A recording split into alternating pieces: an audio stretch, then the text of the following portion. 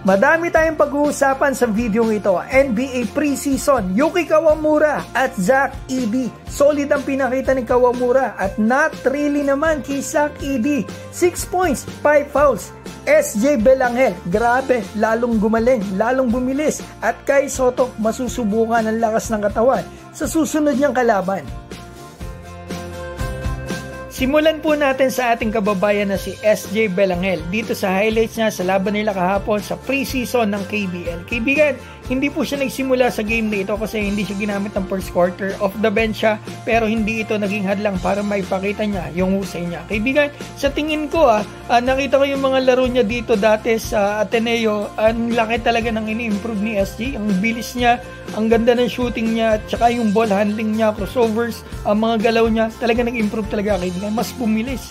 Tsaka mas swabe yung kanyang mga tira ngayon. Kaya nakakatawa lalong nag-improve yung ating kababayan na si SJ. At masasabi ko, napaka-underrated point guard nito talaga mga kaibigan. Sana bigyan ito ng pagkakataon kapag mayroong pagkakataon sa Gilas Pilipinas, kapag may bakante sa mga players ni team, kung may hindi makakalaro na guard, sana bigyan pagkakataon sa SJ kasi mahusay din po talaga at walang kaba ang player na ito. Panalo sila 76-64. Ngayon, punta tayo kay Yuki Kawamura. Kaibigan, eto na, NBA preseason debut ni Yuki. Etong unang basket niya sa NBA, 3 points, kaibigan. So eto, dinepensahan niya, malaking point guard ng kalaban. Undersized talaga kasi 5'8 lang po si Kawamura pero walang takot. Sipag. So eto, binigyan niya ng magandang pasa si J-Hop. Yun nga lang hindi pumasok. So tingnan natin yung mga gagawin pa dito ni Yuki Kawamura. Inatake niya kasi all 104. 5 minutes left sa fourth quarter free throw. Naipasok niya pareho. Eto kaibigan, tingnan pa natin. Napakagandang pasa kay Yuki Kawamura.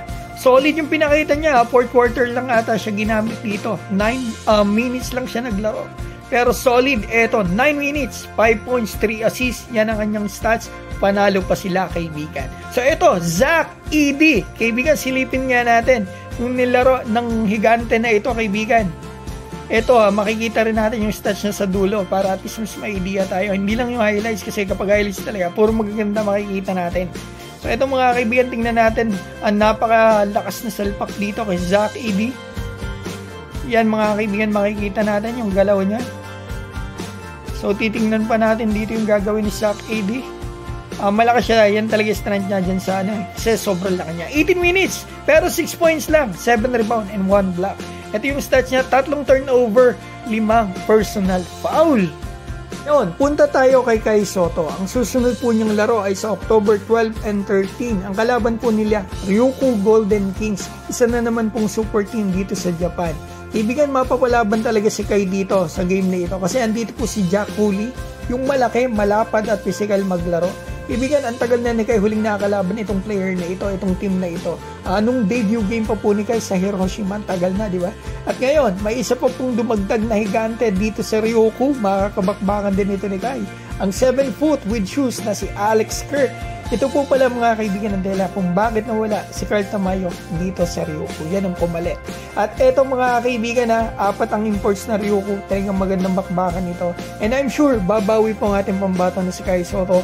And nag-a-adjust pa talaga sila kasi bagong team sila. Hindi pa masyado buo ang kanilang chemistry.